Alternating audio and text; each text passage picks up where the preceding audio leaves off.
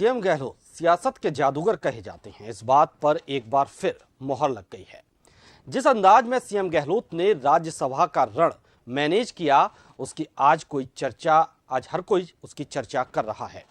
जीत से गदगद कांग्रेस के तीसरे उम्मीदवार प्रमोद तिवारी ने भी जादूगर की जादूगरी के वे मुरीद हो गए। पेश है एक रिपोर्ट।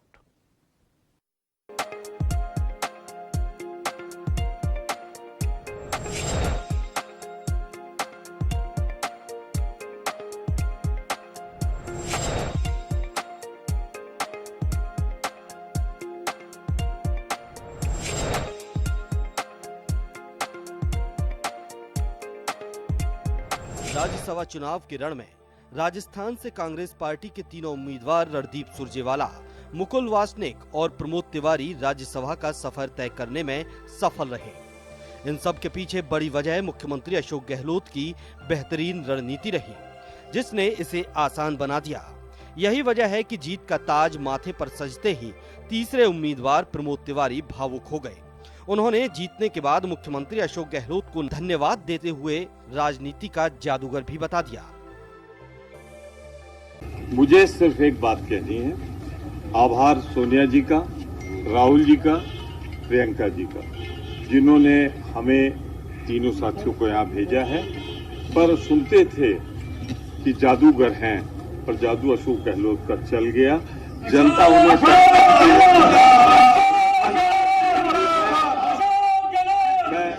वर्ष 2023 के विधानसभा चुनाव से पहले पार्टी को मिली इस बड़ी जीत को देखने के कई नजरिए हैं।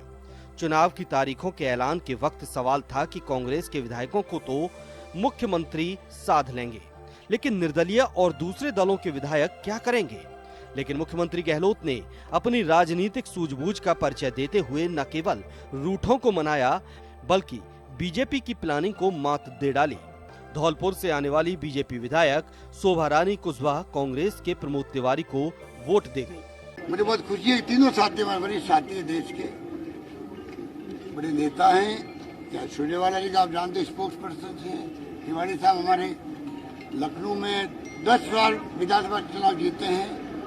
मुकुल वासनिक जी तो राजस्थान में हमारे 8 साल से रहे महामंत्री, 22 साल से AICC के महामंत्री।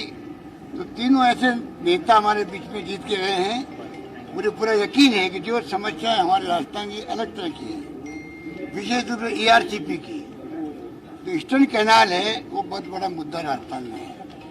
यकीन है कि तीनों साथी उस मुद्दे को उठाएंगे। अगर बात करें मतदान प्रक्रिया की, तो कांग्रेस की तरफ से तीनों प्रत्याशियों में प्रमोद तिवारी को तीसरी वरीयता पर रखा गया।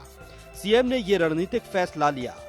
इसके बाद मुख्यमंत्री गहलोत ने पहले तीनों प्रत्याशियों को 40-40 वोट दिलाने का फैसला किया और 6 वोट सबसे अंत में परिस्थितियों को देखते हुए कास्ट करने का निर्णय लिया। लेकिन इस बीच विधानसभा में चल रही मतदान प्रक्रिया में बीजेपी विधायक शोभा रानी कुशवाहा ने कांग्रेस के पक्ष में क्रॉस वोटिंग कर दी और वो वोट प्रमोद तिवारी के खाते में चला गया। कुशवाहा के वोट के चलते जिन प्रमोद तिवारी को तीसरी वरीयता का माना जा रहा था, उन्हें सबसे पहले 41 वोट मिले और तीसरे नंबर पर जीतने वाले प्रमोद तिवारी की जीत पर आश्वस्त होने के बाद ही मुख्यमंत्री अशोक गहलोत ने बाकी बचे 6 वोट मुकुल वासनिक और रणदीप सुरजेवाला में बांट दिए। हालांकि सुरजेवाला और मुकुल वासनिक दोनों को ही 43.43 वोट मिलने थे, लेकिन कांग्रेस विधायक